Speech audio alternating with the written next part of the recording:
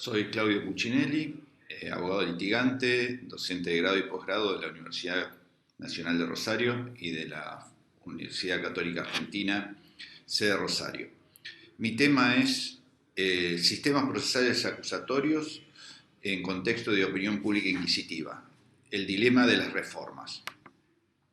En primer lugar, creo que tenemos que definir qué entendemos por dilema. Cuando hablamos de dilema estamos refiriéndonos a una situación difícil o comprometida donde hay dos opciones o varias posibilidades de actuación y que cualquiera de ellas que tomemos pueden ser buenas o malas porque ninguna de ellas termina de conformar a la totalidad de la gente que está comprometida o a las personas que están vinculadas a esa cuestión.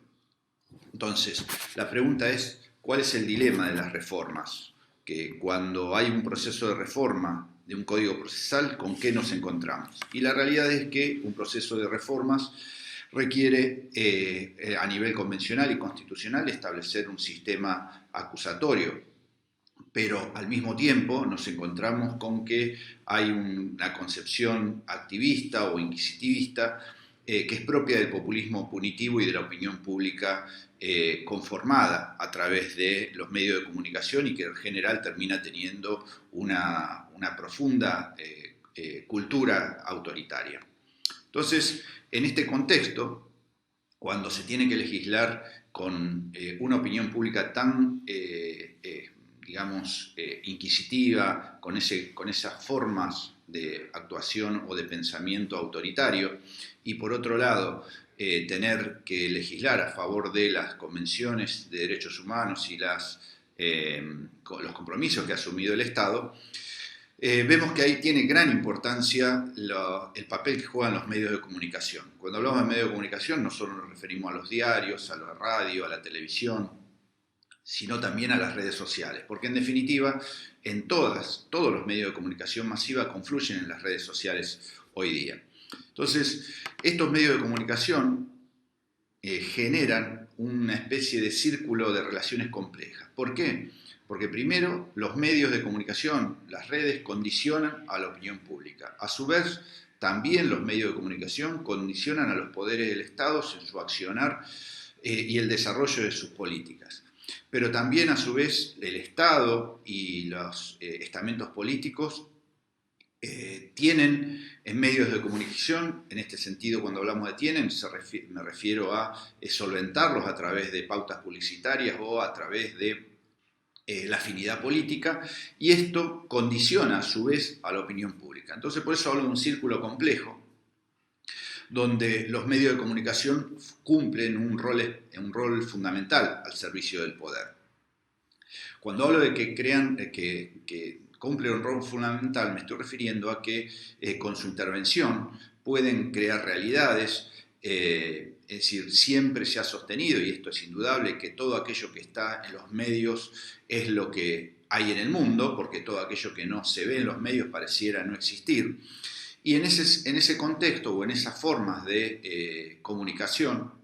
vemos que por un lado los medios plantean que los presos entran por una puerta y salen por otra, por otro lado sostienen que hay que meter a presos a todos los delincuentes, pero a su vez también se ubican del otro lado de la vereda y nos dicen que la policía ejerce el gatillo fácil, matan a la gente sin sentido y que balearon o mataron a un pobre delincuente que es víctima de la vulnerabilidad y de la exclusión social. Para esta forma esquizofrénica de información, también encontramos que utilizan métodos para penetrar en la opinión pública y generar esa opinión publicada. Y es que utilizan trolls, que son buscadores o mecanismos tecnológicos que replican automáticamente la información. Utilizan también a los fanáticos o al típico hombre masa, lo que el genial Umberto Eco llamaba las legiones de idiotas que pueden decir lo que quieren a través de una red social sin ningún tipo de control y además como si estuvieran hablando en un bar con amigos. Entonces, de esta manera los medios funcionan en definitiva como un mecanismo de desinformación, porque cualquiera habla, cualquiera dice lo que quiere, cualquiera opina desde cualquier lugar Y vamos a ver como, por ejemplo, decía o nos enseñaba Mario Benedetti en una publicación fantástica en el diario El País del Madrid del año 1988, que estos mecanismos de información, de desinformación, haciendo un catálogo largo de cuáles son, yo veo que hay tres que son fundamentales en esta época. Primero, el informar lo contrario a lo acontecido. Si bien Mario Benedetti dice que es la más burda de todas, lamentablemente advierto que es la más utilizada, es decir una cosa absolutamente falsa para que todo el mundo lo repita y esto se convierta en una realidad. De la misma manera, distorsionar los hechos acontecidos, cambiándole algunos datos para modificar el sentido de la información o incluso borrar o empañar la historia, es decir, generar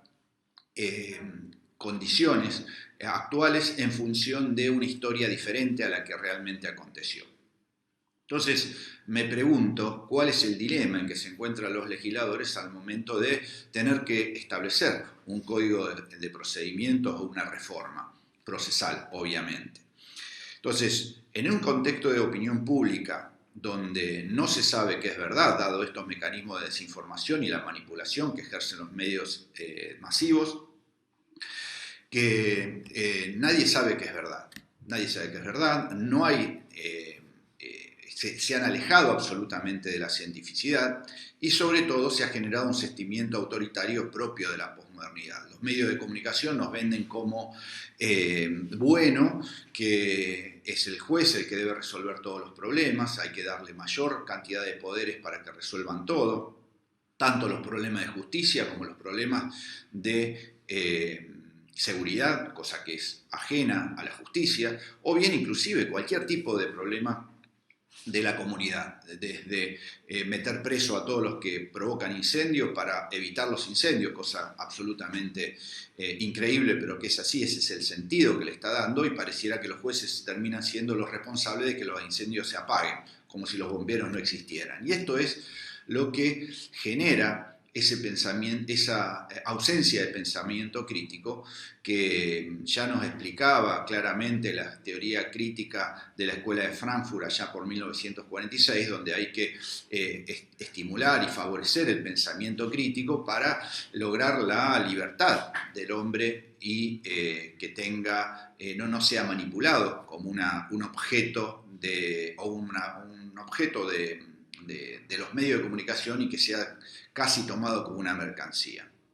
Entonces, en ese dilema frente a este tipo de opinión pública, no hay duda que en los procesos de reformas debemos ir hacia el acusatorio propio del garantismo convencional y constitucional. Pero nos encontramos con esta confrontación, y en esta confrontación entre la opinión pública inquisitiva y los sistemas procesales acusatorios que debemos instaurar, tenemos que comenzar a legislar. Y legislar muchas veces genera problemas de lo que llamo el marketing legislativo. Es decir, una especie de gatopardismo de llamar a una norma acusatoria, adversarial, oral, moderna, modelo, todas las adjetivaciones que ustedes quieran, pero que en definitiva, en el fondo, esté escondiendo que es una reforma para que nada cambie, porque en el contenido se ponen normas absolutamente incompatibles con el sistema acusatorio, como son las normas de darle al juez la facultad de promover medidas oficiosas durante el juicio, probatorias obviamente, las facultades de realizar preguntas o legislar un sistema de libertad o de prisión preventiva que permita partir de criterios de culpabilidad propios del derecho material para privar a la persona de libertad y evitar su trato como inocente. Entonces, en ese contexto, ¿cómo puede haber éxito en una reforma? ¿Cómo satisfacemos o a quién debemos satisfacer? ¿A las garantías establecidas en las convenciones internacionales o a una opinión pública inquisitiva que además desde sistemas políticos se los toma como votantes? Y ahí está el grave problema. Yo entiendo que, un poco para dar una conclusión y después entrar al debate con ustedes, que hay que, para lograr el acusatorio, está claro que con un código no alcanza. La sanción meramente de una ley, por más que sea absolutamente acusatoria, no alcanza. Hay que evitar todo tipo de adjetivaciones, ya lo decía el maestro Alvarado y en alguna conferencia el jurista español valenciano Juan Montero Aroca. Hay que tener un proceso, no ocuparnos de las adjetivaciones. Se deben sancionar también leyes complementarias para implementar esas normas y que requieren una fuerte inversión no solo en infraestructura, sino también en recursos humanos. Se deben realizar fuertes campañas de difusión y de discusión pública con información veraz y objetiva sobre lo que es un sistema acusatorio y la defensa de los derechos y la libertad del hombre. Esto es para evitar la manipulación política de los medios y de los medios de comunicación que generan lo que ya habíamos hablado como un mecanismo de desinformación. Y por último, para lograr la transformación cultural, es decir, un cambio rotundo en la ejecución de las costumbres acusatorias, de inquisitivas hacia las acusatorias, es que los operadores se deben capacitar, tanto en el sistema acusatorio como en la litigación adversarial. En segundo lugar, creo que todos debemos pensar en acusatorio, como decía el maestro Binder, tanto para legislar como para actuar dentro del sistema. Es decir, como decía antes, si se estimula el pensamiento crítico, vamos a favorecer la libertad de pensamiento para enfrentar el populismo punitivo de la opinión pública y de los medios de comunicación masiva.